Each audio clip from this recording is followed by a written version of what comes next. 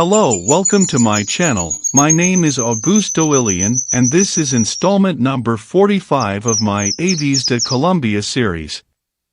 Today we will talk about the Cranioleuca erythrops, Rubicundo Rastrojero, red-faced spinetail.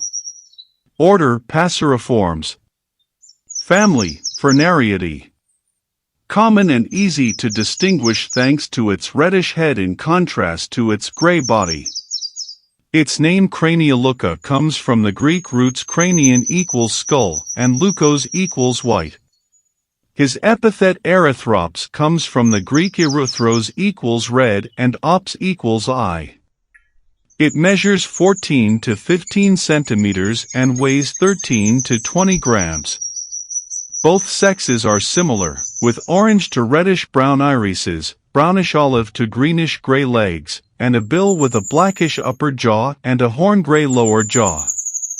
The nominal breed has rufous crown and face, occiput and high sword, olive-brown, lower back and brighter upper caudal coverts, rufous wings, remiges with slightly duller margins and fuchs-colored tips. Its tail is reddish-brown in color and the most distal portion of the feathers are bare. It has a brownish-gray chin, which turns to olive-brown in the lower part of the throat, sides of the neck and lower parts. The young individual has the crown and back of the same color, olive-brown, rufous-fringed wing coverts, throat and breast with ochre wash. Difficult to confuse thanks to the combination of face, crown and ruffled wings. 3 subspecies are recognized: Cranioleuca rufigenes, Cranioleuca grisagularis and Cranioleuca erythrops. Only the grisagularis breed is found in Colombia. This one has the brightest and tan central rectrices and the most grayish breast. It is distributed in the mountains of Costa Rica and Panama, the Andes of Colombia and Ecuador.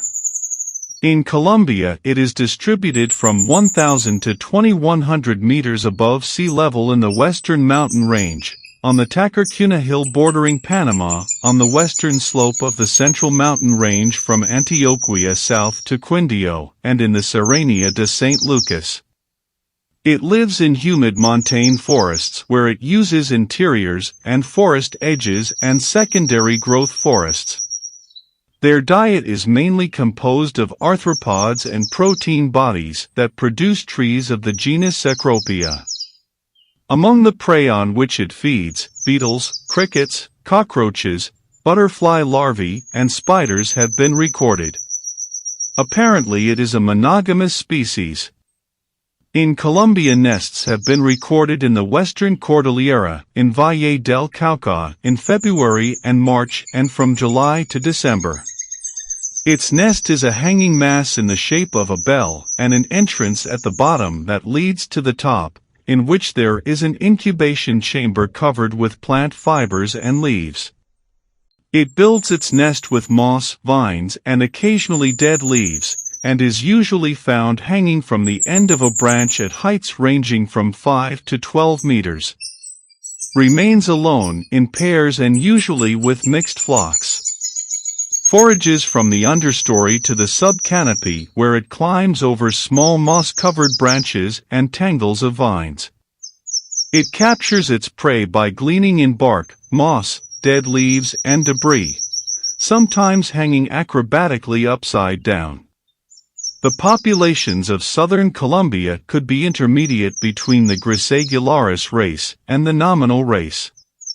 Recent genetic studies indicate that the present species is a sister to the group of species made up of Cranioleuca baroni, Cranioleuca antisciensis, and Cranioleuca cordata. At the national and international level, it is classified as a species of least concern. We have reached the end of installment number 45. In our next installment, issue number 46, we will talk about the black-tailed trainbearer, greater long-tailed hummingbird, Lesbia victoriae. Do not forget to support my work by watching all my videos until the end, if you like, by liking them, sharing them with your contacts and subscribing to my channel. In the same way, I appreciate your comments in order to generate content that you like. Many thanks.